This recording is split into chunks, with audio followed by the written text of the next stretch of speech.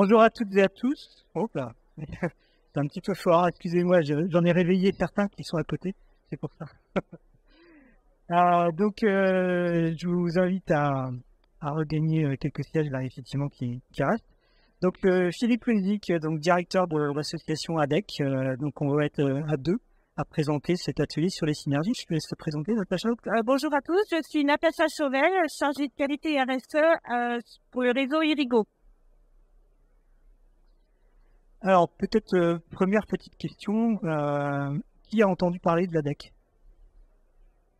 1, 2, 3, 4, 5, 6, ok. C'est pas si mal, hein. Il y en a la moitié.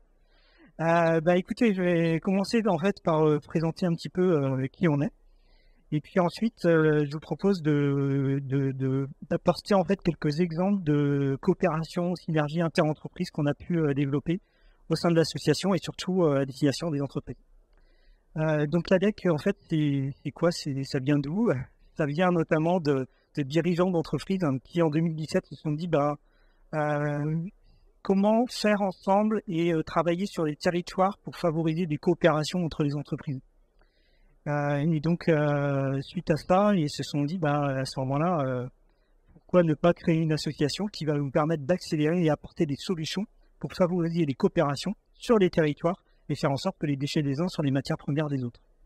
Donc, c'est comme ça qu'est venu l'ADEC et qui a été soutenu dès le départ par la CCI et appuyé et financé aussi en partie par l'ADB. Et depuis, de nombreuses actions ont été développées depuis 2017. On a revu en fait nos missions et notre raison d'être finalement, c'est de faire progresser les acteurs économiques dans leur démarche d'économie circulaire. Et on s'attache tout particulièrement au terme de collaboratif. Parce que pour nous, l'économie circulaire, sans collaborer avec les autres, ça ne marche pas. Il faut le faire en fait sur les territoires et avec les entreprises et en mode communauté. Et donc on fait de la promotion, de l'animation et de l'accompagnement de ces entreprises sur les différents piliers de l'économie circulaire et on est plus spécialisé sur la partie, pour parler un petit peu jargon, un petit peu plus écologie industrielle, territoriale, ou plutôt travailler, faire en sorte que les déchets des uns soient les matières premières des autres.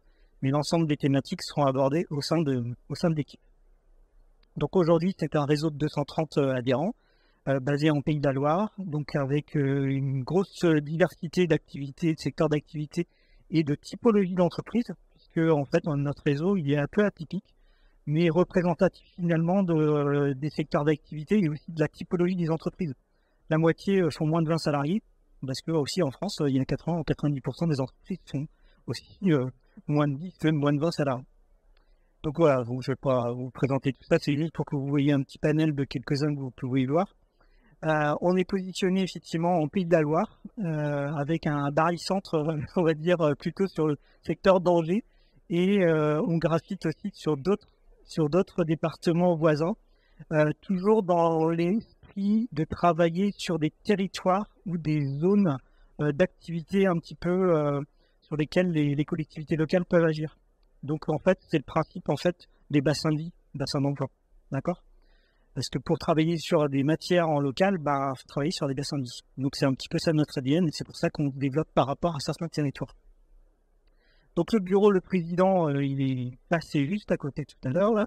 Donc c'est Yannis Borjon-Piron, qui est aussi président d'une entreprise de plâtrerie travaux généraux basée en Angers et aussi président de la Fédération du bâtiment. Et donc plusieurs entreprises sont aussi représentées, notamment quelques entreprises qui sont présentes sur le salon, comme l'entreprise Goubard par exemple.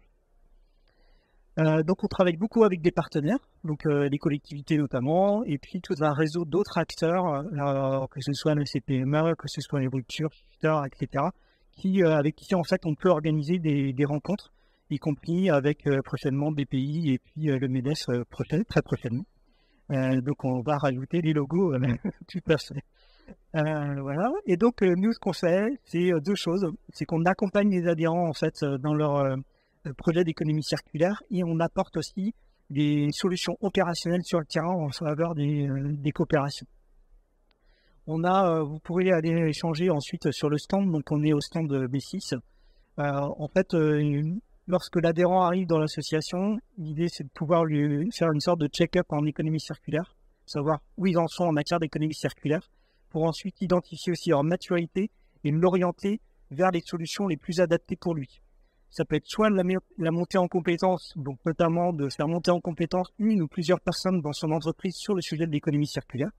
On parle notamment de parcours collectif, on verra tout à l'heure, ou alors avec des solutions plus caractère individuel, de l'accompagnement individuel assez classique, sur lesquels soit l'équipe de l'ADEC organise, ou soit on prescrit aussi certains acteurs bien positionnés sur des différents domaines. Et donc, à chaque fois, en fait, vous allez avoir un point de suivi pour identifier quelles sont les actions que vous avez menées durant l'année. Et en fin d'année, vous avez en fait un bilan de ce que vous avez fait avec l'ADEC. Donc, ce qui fait que aussi, pour certaines entreprises, notamment les plus petites, qui ont besoin de justifier les actions qu'elles font auprès de leurs donneurs d'ordre, etc., ben voilà, au moins, on a un petit document très simplifié qui peut leur apporter un premier pas. Donc voilà, donc ce que je vous disais tout à l'heure, c'est notamment un des points qui est tout nouveau pour nous. C'est le parcours collectif, donc qu'on a lancé la semaine dernière. Donc il y a un parcours en fait d'accompagnement de référents économie circulaire dans l'entreprise, mais pas que, parce que ça peut être aussi des personnes qui peuvent être spécialisées en achat, etc., qui peuvent participer à ces ateliers. Et nous, le parcours, l'objectif, c'est de faire monter en compétence l'entreprise sur le sujet de l'économie circulaire en participant à des ateliers d'une demi-journée, en leur apportant des outils opérationnels, des exemples d'outils qu'ils peuvent ensuite utiliser dans leur entreprise. Donc c'est un parcours de 2 ans parce qu'on estime qu'il faut, il faut constituer une petite communauté qui se fasse confiance et qui puisse ensuite s'inspirer les uns les autres, travailler ensemble. Et donc pour ça, en fait, il faut au moins 2 ans pour pouvoir construire cette première promotion, on va dire. Et par la suite, ils pourront rejoindre une communauté un petit peu plus large qui s'appelle le Club ADEC. Donc ça, c'est tout nouveau. Il y a une quinzaine d'entreprises qui se sont lancées, dont Laetitia, je vois tout à l'heure, dans le centre de la salle. Donc on en a sur Angers, une sur Cholet qui va être lancée là en deuxième semestre. Donc on va avoir une deuxième promotion prochainement. Voilà, donc on fait également d'autres actions, donc des fresques assez classiques. Mais nous, ce qu'on aime mieux maintenant, c'est plutôt les mini-fresques. Peut-être que vous avez eu l'occasion de voir. C'est un système beaucoup plus court qui dure à peu près une demi-heure, 3/4 d'heure maximum, et qui est très opérationnel puisqu'on le couple en fait avec un atelier 5R pour ceux qui sont adeptes des jargons sur la réduction à la source, etc. et qui permettent de vraiment rentrer sur les propositions d'action au sein de l'entreprise. Et puis donc en parallèle à cela, on a un programme et notamment on propose sur les territoires d'organiser en fait des ateliers de synergie. On verra un petit peu tout à l'heure comment ça se passe. Et puis des animations de communautés d'entreprises sur des territoires, des communautés leaders en fait. On identifie quelques entreprises qui veulent être un petit peu porte-drapeau de l'économie circulaire sur leur territoire, qui veulent influer sur leur chaîne de valeur en local ou un petit peu plus largement, parce que quand on est 500 personnes, on peut influer en fait sur ces fournisseurs. Donc ça, on anime pas depuis l'année dernière, ça commence à bien prendre, et puis Natacha pourra intervenir aussi sur le Club ADEC tout à l'heure, sur un petit peu comment ça se passe concrètement. Et puis on organise des rencontres partenaires, et sur le territoire, on organise, on aime bien nous les solutions concrètes à l'ADEC, c'est notamment tout ce qui est collecte groupée, tout ce qui est journée éphémère de réemploi, vous aurez quelques exemples tout à l'heure. Collecte groupée, on l'a fait beaucoup l'année dernière sur notamment les déchets électriques et électroniques, et là cette année on va l'organiser sur la partie glassine, sur probablement la partie biodéchets, et peut-être d'autres types de déchets qu'on est en train d'identifier. Donc ça c'est vraiment notre point différenciant, c'est de pouvoir aussi organiser ces collectes sur des territoires en lien avec les collectivités. Et puis organiser également des journées éphémères de réemploi, c'est quoi? C'est finalement c'est une sorte de vide-grenier d'entreprise en local. Souvent vous avez des surplus de matière, etc. Tu pourras en parler peut-être Natacha tout à l'heure, mais voilà, l'année dernière c'est 5 tonnes en fait qui ont été valorisées en local parce que finalement ces matières ne servaient plus dans l'entreprise. Et le fait de pouvoir le faire aussi en relation avec Matière Grise, qui est une association locale, a permis aussi de valoriser certaines matières auprès des particuliers ou certaines petites structures. On organise également des actions de type speed ressources. C'est quoi? C'est en fait des ateliers de synergie. On met en musique en fait les différentes entreprises sur un territoire. Elles vont identifier ce qui rentre et ce qui sort. Et donc on va voir quelles sont les connexions, que ce soit sur les matières, donc les déchets par exemple, les matières, que ce soit sur les ressources humaines, sur d'autres activités, des locaux, des services, etc. Comment ça peut matcher entre elles. Et ensuite, la DEC peut reprendre, ou la collectivité peut reprendre la main pour pouvoir concrétiser en fait les propositions ou les potentiels de synergie. Alors ça, je passe. Voilà. Donc la DEC, en quelques chiffres sur 2023, donc c'est 230 adhérents comme je le disais. Donc depuis sa création, c'est à peu près 280 coopérations interentreprises. C'est plus de 3500 participants, c'est 1,5 million d'euros d'économie importée, hein, donc cumulée sur les 6-7 ans maintenant. C'est à peu près 900 Paris-New York aversions à éviter. Voilà. Ça ne veut pas dire qu'à la DEC, on prend l'avion tous les jours. Hein. C'est pas ça que ça veut dire, on ne commence pas comme ça. Et puis, donc, 4500 tonnes de matière mieux valorisée. Alors, beaucoup, en fait, sur certaines synergies à fort impact, mais aussi en lien avec des acteurs de l'économie sociale et solidaire avec qui on travaille. Voilà quelques exemples de synergies qu'on a pu organiser. Donc, donc, en fait, on a fait beaucoup de synergies sur les matières, mais aussi pas mal sur tout ce qui est mutualisation d'achat, les ressources. Et on utilise notamment un outil qui s'appelle Solution Partage, donc qui est un outil open source et qui est utilisé en fait au niveau régional, qui est porté par Solution & Co, avec qui on a un partenariat, et qui est une sorte de le bon coin pour les entreprises. Donc si demain vous avez des matières qui ne servent plus, etc., vous pouvez le mettre gratuitement sur la plateforme et on peut trouver des solutions par la suite. Alors,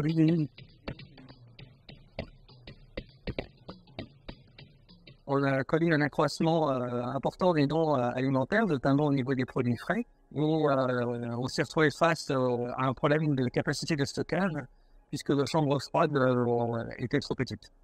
Alors, je me suis retourné vers les chambres consulaires pour avoir une solution rapide de stockage de produits frais plus importante. Donc, la solution qui m'a été proposée, ça a été de me rapprocher d'une GAEC, la GAEC Augereau, qui a très rapidement et de manière naturelle répondu positivement à notre demande. Et étant donné que les chambres froides ne sont pas remplies toute l'année, donc la solution était de stocker, de proposer dans l'interrupteur mes frigos quand ils ne sont pas remplis à 100%.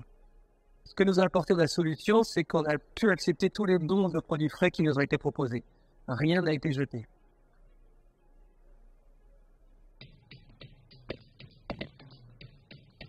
Nous avions des questionnements sur les formations des personnels, la formation de base, celles que conducteurs d'engins, les habilitations électriques, ou encore les sauveteurs secourus du travail, des formations qui étaient faites ou pas dans chacune de nos entreprises.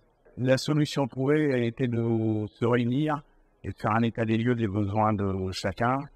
Et aujourd'hui, on envisage des formations interentreprises groupées. Problématique rencontrée par notre garage, c'est l'ensemble des achats qui tournent autour de l'énergie, notamment le gaz, l'électricité et un bon nombre d'autres fournisseurs. Ce type de contrat est difficilement négociable individuellement. C'est au cours de réunions organisées autour de l'économie circulaire que j'ai appris à connaître ou à découvrir une nouvelle association appelée la DEC. Et c'est avec cette association que j'ai pu bénéficier de tarifs de groupe auprès des différents fournisseurs que j'avais historiquement, avec lesquels je n'arrivais pas à négocier. Donc, l'économie réalisée autour de ces différents prestataires m'a permis de faire travailler une association locale, Atima, avec laquelle j'ai pu faire traiter l'ensemble de mes déchets cartons, les papiers, donc c'est tout réinvesti à l'échelon local. Hein. Notre entreprise d'insertion collecte déjà sur le territoire différentes matières, comme le papier et le carton. Et en fait, on souhaitait développer une nouvelle matière comme le polystyrène. Grâce à cette démarche, nous avons pu rencontrer des chefs d'entreprise intéressés justement par ces collectes de polystyrène afin d'organiser en fait des collectes groupées qui leur permettaient en fait d'optimiser les coûts de transport. Lors de la réception des marchandises, les transporteurs nous laissaient les palettes, elles étaient en bon état. Donc nous, on les triait, on les rangeait, on devait les faire évacuer avec nos autres déchets. Les chambres consulaires nous ont présenté l'entreprise EPB, située à 200 mètres de chez nous, qui, elle, achetait ces palettes. Aujourd'hui, elle récupère nos palettes et gagne un bon merde. Voilà quelques exemples en fait illustrés. Alors c'est pas forcément des exemples tout récents, mais en fait simplement pour vous montrer qu'en fait il y a des choses qui peuvent se faire et qui existent et qui fonctionnent bien. Alors, d'autres exemples très récents et locaux aussi, sur le carton.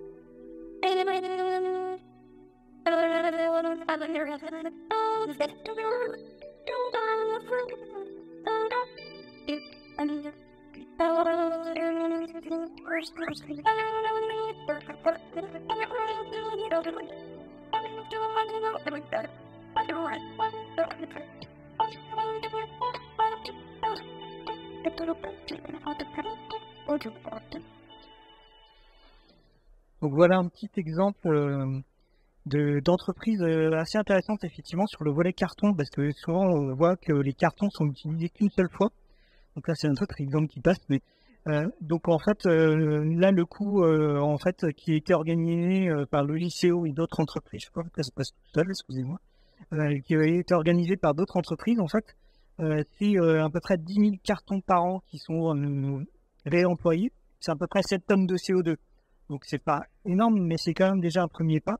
Et ce genre de choses, en fait, c'est surtout voir le caractère reproductible, en fait, de la synergie. Parce qu'en fait, il y a énormément d'entreprises qui utilisent des cartons neufs, alors que finalement, on peut utiliser des cartons de deuxième main. Donc là, il y a vraiment des projets intéressants pour pouvoir développer, en fait, et dupliquer ces synergies.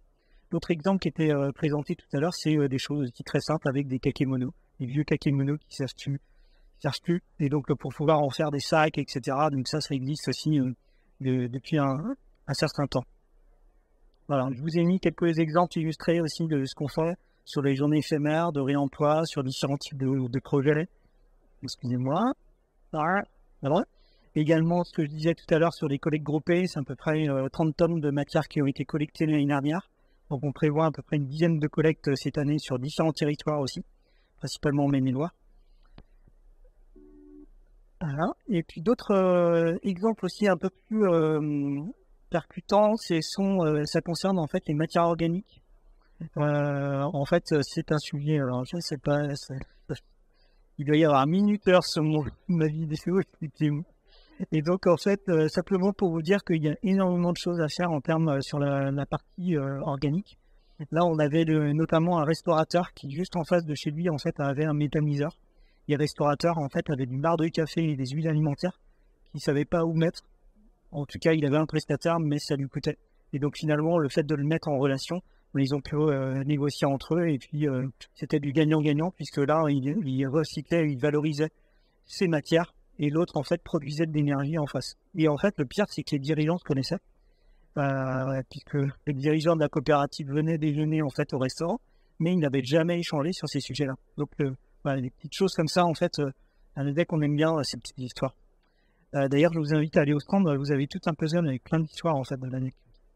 On a organisé aussi, on a incité aussi des gens comme le Bioparc, par exemple, à organiser la valorisation de certaines matières, et notamment des matières organiques carnées, issues d'une boucherie semi-artisanale, et à peu près 20 tonnes, en fait, de matières qui ont pu être réemployées ou redonner en fait au bioparc après qualification de la matière pour aller en alimentation animale tout simplement. Donc il a fallu un petit peu de temps pour s'assurer que toutes les données sanitaires etc étaient conformes, mais finalement on y arrive. Donc ça c'est une synergie. Au bout d'un an en fait il a fallu faire un petit peu de relance, on va dire. La suivante en fait c'est développement d'une activité économique et Cycle Farm basée sur Maine-et-Loire. En fait, ils ont rencontré, à l'époque, c'était la CCI, et puis l'ADEC qui a impulsé complémentairement en fait ces actions-là. En fait, ce sont des créateurs qui ont développé une ferme d'insectes. Vous savez un petit peu, c'est en plein développement. Et donc là, en fait, quand ils sont venus nous rencontrer, ils cherchaient à peu près 200, enfin au début 100 tonnes de matière organique pour alimenter en fait leurs mouches, qui ensuite produit des protéines. Et donc, on a été en capacité, avec d'autres acteurs, de pouvoir leur apporter, savoir où pouvoir sourcer en fait la matière organique qui pouvait correspondre à l'alimentation de ces insectes. Et derrière, ce qui est intéressant, c'est effectivement, au-delà de l'économie financière, c'est plutôt le développement de chiffre d'affaires qui est intéressant, et puis le développement d'activités économiques nouvelles sur le territoire, à partir de matières qui auparavant, certes, étaient valorisées en compostage, mais là, on valorise un peu différemment, on apporte encore plus de valeur en fait à cette matière. On a eu la même chose en fait sur une activité notamment viticole, qui en fait avait énormément en fait de marc de raisin, et ce marc de raisin partait en compostage, etc. C'était quand même 7000 tonnes de matière qui partaient comme ça.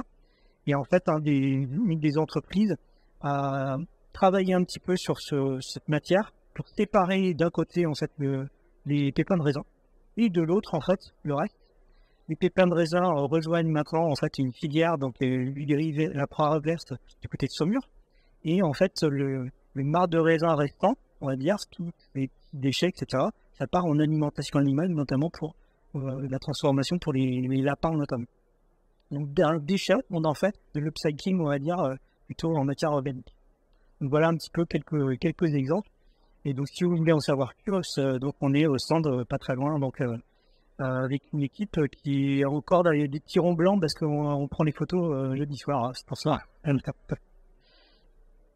Voilà. Je te laisse la parole, Natacha, si tu veux illustrer aussi. Donc moi, en fait, c'est Philippe qui m'a demandé de venir témoigner. Donc nous, chez Erigo, le réseau de transport d'Angers Métropole, on est adhérent à l'ADEC depuis à peu près 12 ans. Et c'est vrai qu'au niveau du développement durable, ça nous a ouvert beaucoup de possibilités, beaucoup de portes. Un réseau aussi, voilà, on a beaucoup plus de contacts. Ce qui nous permet de faire des choses que je vais vous montrer depuis 2 ans. Donc juste pour rappeler un petit peu qui on est, donc Erigo, c'est le réseau de transport en commun qui a été confié, dont l'exploitation a été confiée par Angers Métropole à la société FD Angers. Et donc c'est un contrat de délégation au service public. Donc en résumé, on a aujourd'hui 3 lignes de tramway, dont 2 nouvelles lignes qui ont été créées l'année dernière. Un service dédié aux personnes à mobilité réduite. On est 650 salariés. Donc voilà, quand même on a une place dans Angers. On embauche à peu près 50 personnes par an. D'ailleurs, on cherche toujours des conducteurs. Voilà, si vous en connaissez des gens qui pourraient éventuellement postuler à un poste de conducteur. Sur le site Erigo, il y a des postes à pourvoir. Donc, on a 17 lignes de bus, 13 lignes de deuxième couronne, des zones Erigo Flex et du transport à la demande. Des circuits scolaires, et puis on fait à peu près 40 millions de voyages par an. Donc ça, c'était pour vous expliquer un petit peu qui je suis, d'où je viens et ce que je fais. Et donc, voilà quelques actions qu'on a pu mener en partenariat avec l'ADEC, en tout cas grâce à l'ADEC.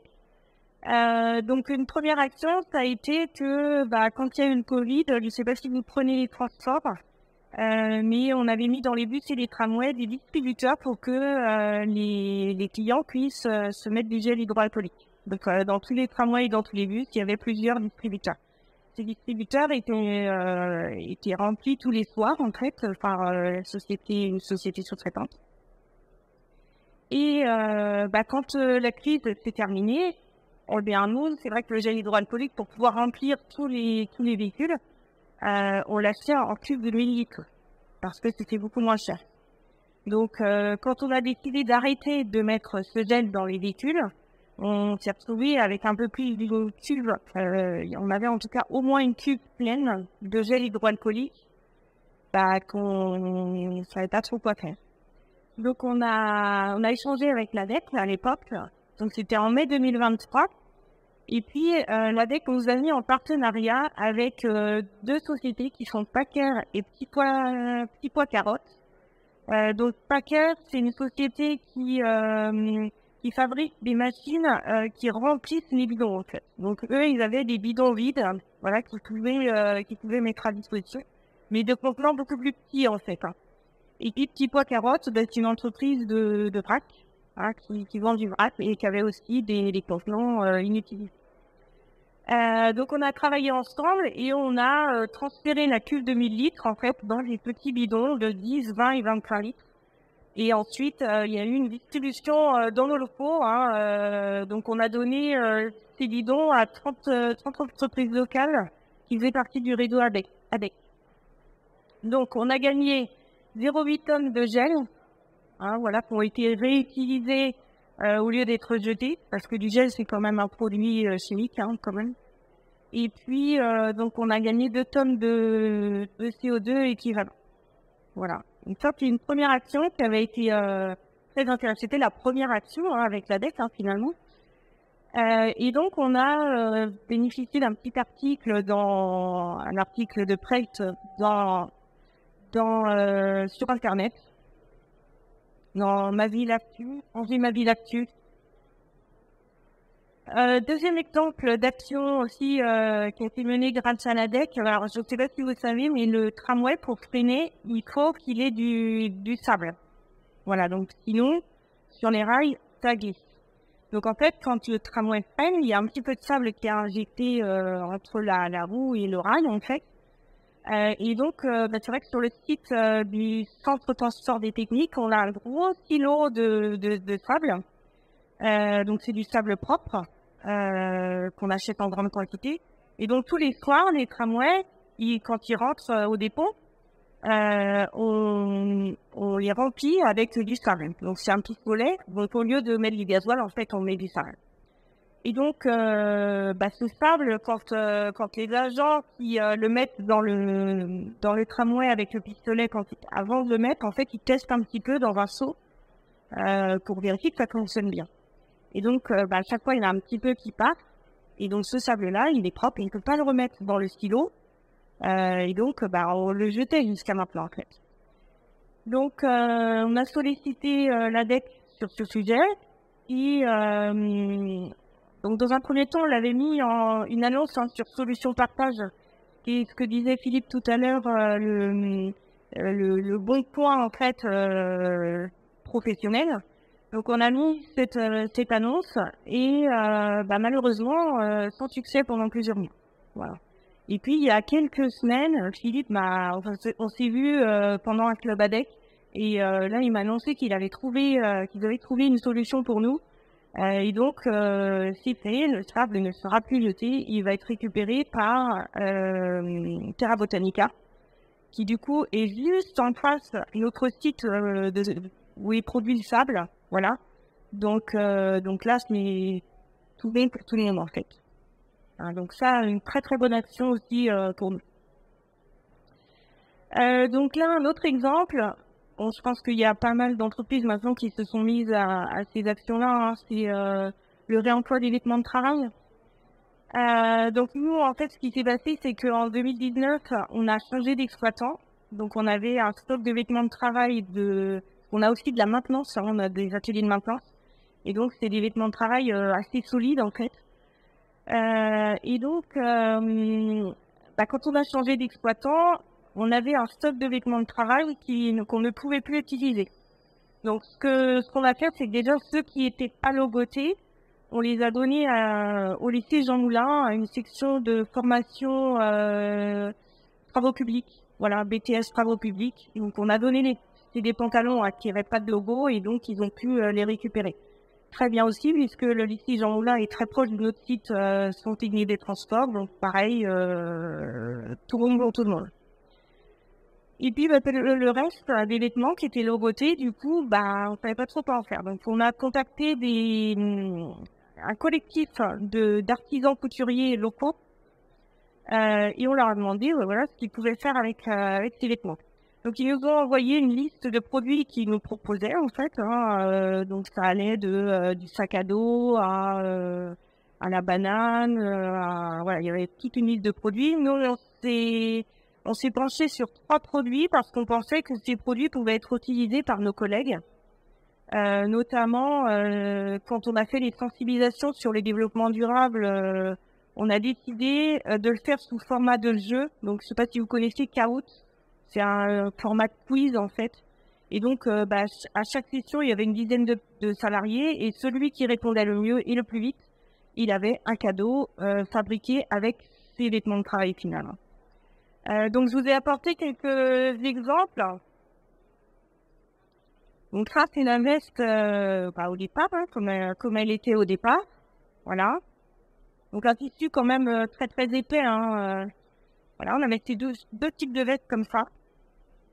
Et puis, donc, les couturiers nous en ont fait donc, une pochette d'ordinateur avec voilà, la poche ici, enfin voilà, très, très pratique. Donc, ça peut être utilisé en interne. Ils nous ont fait aussi, on a proposé des bananes, très pratiques pour mettre par exemple le portable d'Astrat. Voilà, les personnes qui ont un téléphone professionnel, ils peuvent le mettre dedans. Et puis ce qui a beaucoup plu aussi, c'est la petite lunch bag, voilà, pour mettre le déjeuner, pour voilà, que les personnes qui mangent sur place et puissent emmener leur déjeuner dans le salon. Celui-là, il a beaucoup plu, même ceux qui perdaient, ils en voulaient, mais je dis, non, faut gagner, il n'y a pas de raison. Il n'y a pas de raison. Donc, voilà. Donc, voilà, ici, on voit avec la veste, en fait, ils faisaient 2 sacoches d'ordinateur, en fait, avec le veste. Donc là, aujourd'hui, les couturiers ont encore un petit peu de stock, parce que je n'ai pas tout utilisé. Mais en tout cas, maintenant, moi, je passe le relais à notre service communication pour en faire des goodies, éventuellement, pour des sensibilisations de sécurité ou, voilà, faire des goodies, mais autres que cela, en tout cas. Donc là, on a gagné quand même 231 vêtements qui ont été sauvés, qui ne sont pas partis à la poubelle. C'est quand même mieux d'utiliser des goodies comme ça que d'acheter des goodies en Chine, qui souvent sont en plastique et finissent dans les poubelles. Et puis, donc, pendant les sensibilisations, on a sensibilisé 150 salariés. Quand même. Ça leur a beaucoup plu. Et d'ailleurs, maintenant, mon bureau est devenu un peu, ils viennent m'apporter tout ce qu'ils trouvent en disant est-ce que tu peux recycler ça, est-ce que tu peux faire ci, voilà. Donc, des fois, je vais rentrer, peut-être que je vais trouver plein de trucs qu'ils m'auront rapporté, voilà. Donc, ils ont compris, en fait. Ils ont compris. Oui. Alors, j'ai sur cette action, du coup, c'était pendant les sensibilisations avaient lieu pendant la semaine de réduction des déchets. Et on avait contacté France 3 Région qui avait, qui était venu faire un petit reportage. Centre technique des bus du réseau Rigaud.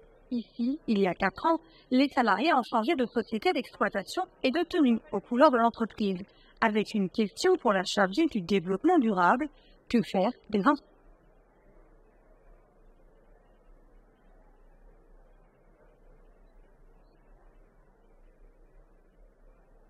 Ce qui s'est passé, c'est qu'on s'est retrouvé avec un stock d'anciennes tenues qui n'étaient plus utilisables. Et en fait, quand on voit les matières, voilà, on a pensé que c'était pas très judicieux de les jeter, de les mettre à la poubelle. Donc, on va souhaiter en faire autre chose.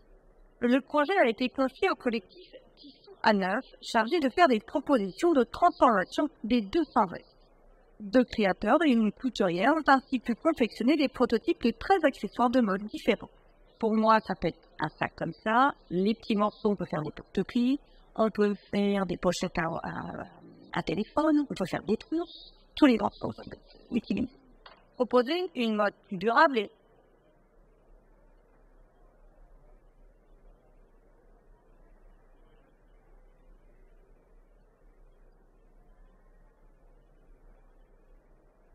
plus direct.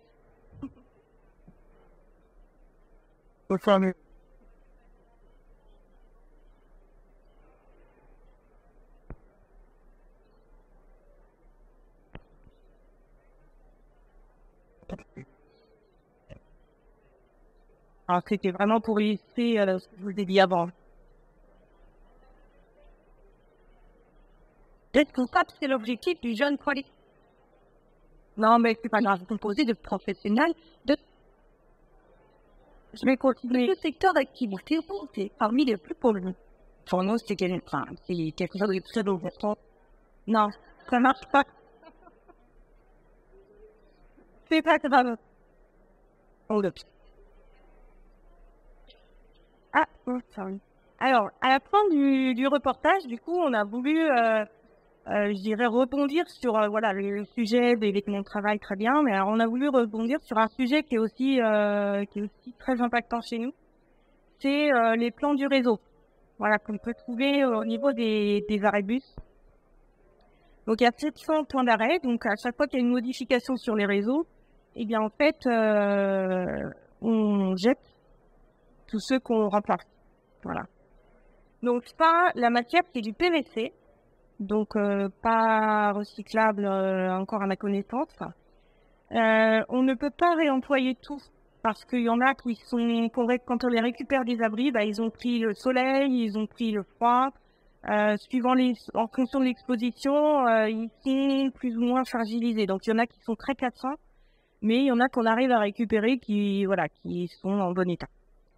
Donc, on a réfléchi à ce qu'on pouvait faire et donc, encore une fois, avec l'ADEC, pendant une réunion du club ADEC, en fait, Philippe nous a fait faire un codev. Donc, je sais pas si vous connaissez en fait la méthode codev, co-développement. En fait, on l'a appliqué en fait au volet matière. Donc, du coup, en fait, le client, on va dire, a été mis Rigaud. Et en fait, vous aviez d'autres entreprises, des responsables RSE, QSE, etc., qui étaient plutôt consultants, donc apporteurs de solutions, des réflexions en mode collaboratif et utiliser en fait l'intelligence collective. Et donc ça, c'est une méthode qu'on utilise maintenant plus régulièrement pour trouver des solutions qui sortent un petit peu du cadre de l'entreprise. C'est assez rapide, c'est efficace comme méthode. C'est vrai qu'on avait récupéré quand même un certain nombre d'idées, notamment essayer de réutiliser les plans, mais le côté verso pour les écoles, par exemple, pour écrire, effacer, etc. Mais j'ai essayé, ça marchait pas vraiment. On avait pensé à faire des sous-mains également, mais bon, il y en a qui sont trop cassants, c'est pas pratique. Donc voilà, aujourd'hui, on a avancé un petit peu sur le sujet, on continue encore à chercher. Et donc aujourd'hui, on a 2 idées. Voilà, donc à gauche, c'est des bijoux, des boucles d'oreilles. Et à droite, c'est une petite lampe qu'on a habillée. Voilà. Donc voilà des petites idées à poursuivre, parce qu'aujourd'hui, ni l'une ni l'autre n'a abouti, évidemment. Mais il y a peut-être encore d'autres choses possibles. Donc voilà, on réfléchit toujours. La déco en tableau, oui. Pour déco urbaine, les jeunes, je sais qu'ils aiment bien ça, ouais. Ouais, complètement. Donc voilà, aujourd'hui, alors si quand même un truc, c'est que tout ça aussi, c'est possible. En fait, pour tout ça, j'utilise quand même un formulaire qui s'appelle attestation de don matière. Et donc, c'est, comme le disait Philippe tout à l'heure, c'est un outil que l'ADEC nous a fourni tout fait, en fait. Moi, j'ai repris le formulaire qu'il proposait et j'ai changé le logo, j'ai un petit peu adapté. Mais en tout cas, à chaque fois que je donne quelque chose, que ce soit du sable, que ce soit des palettes, que ce soit le gel, que ce soit ça, à chaque fois, je remplis le formulaire qui me permet d'avoir un suivi des quantités qui sont réutilisées. Il n'y a pas longtemps, j'ai donné aussi des pantalons de conducteurs à une association qui s'appelle Angers Mode Service, qui vont réutiliser par leurs employés, en fait. Et donc là aussi, je fais remplir un formulaire à chaque fois pour avoir une traçabilité de ce qu'on donne. Ça permet aussi de le valoriser. Donc voilà. Et donc, je vous remercie tous. Je voulais quand même vous parler de quelque chose que peut-être vous avez tous aussi. Voilà, un petit peu comme le gel. On est sorti du Covid, mais il y a des choses qui nous restent. C'est des masques en tissu. Donc moi, là, j'ai regardé, j'ai un stock de 650 masques en tissu. Donc, je suis en train de chercher maintenant, après le gel, qu'est-ce qu'on fait des masques, parce que je pense qu'on les réutilisera pas, les masques, en fait. Maintenant, on utilise plutôt des masques jetables. Donc voilà, les masques anti-tissu. Donc là, on a peut-être une piste, ce serait de faire des chouchous, ce qui fait qu'on utilise le tissu et l'élastique. Mais après, qu'est-ce qu'on fait des chouchous? C'est un peu le problème, quoi. Donc si vous avez des idées sur les masques, n'hésitez pas à me contacter. Oui, j'en profite pour rebondir sur le sujet, puisque on a actuellement une entreprise qui en a 30 000, qui veut trouver une solution de réemploi, etc. Donc voilà, c'est pas si simple que ça pour trouver une solution de valorisation des masques textiles. Donc à vos idées.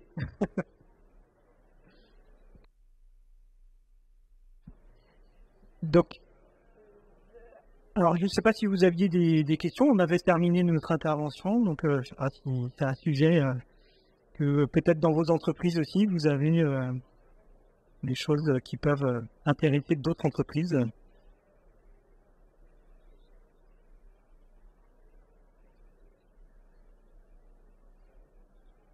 Non, c'est très clair. Pardon. J'avais une question par rapport au gisement que ça représente, les déchets. Je vois qu'il y a une conférence dans la journée, je crois, sur comment mettre à profit de l'open source sur l'environnement. C'est sûr. Ouais, comment est-ce qu'on peut trouver des gisements et l'intégrer dans sa démarche de conception, finalement, puisque là, c'est l'opportunité, c'est tiens, j'ai vu qu'il y avait ça, je peux peut-être l'utiliser. Mais est-ce qu'aujourd'hui, il y a une cartographie un peu à l'échelle du territoire des gisements pour que ça puisse être intégré? Très bonne question. Effectivement, en fait, là, pour l'instant, on répond plus à la demande que on anticipe. Donc là, la priorité pour nous, en fait, je ne l'ai pas beaucoup expliqué, mais la priorité, c'est effectivement de réduire la source dès la conception, en fait, des produits.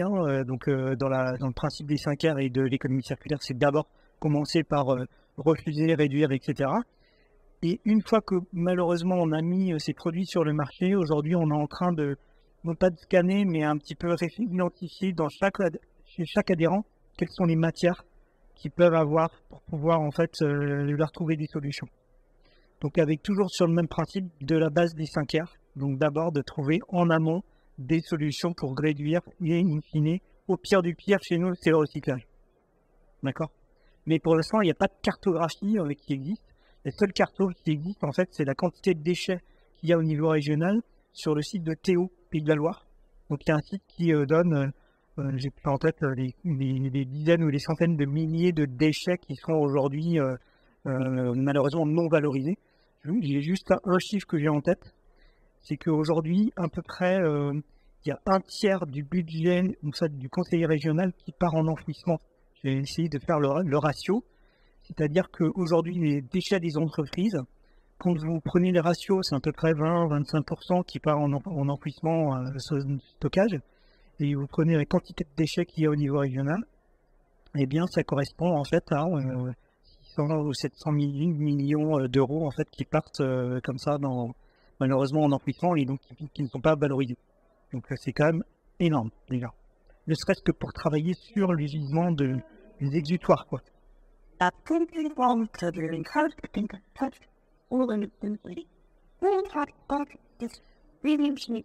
en tout cas,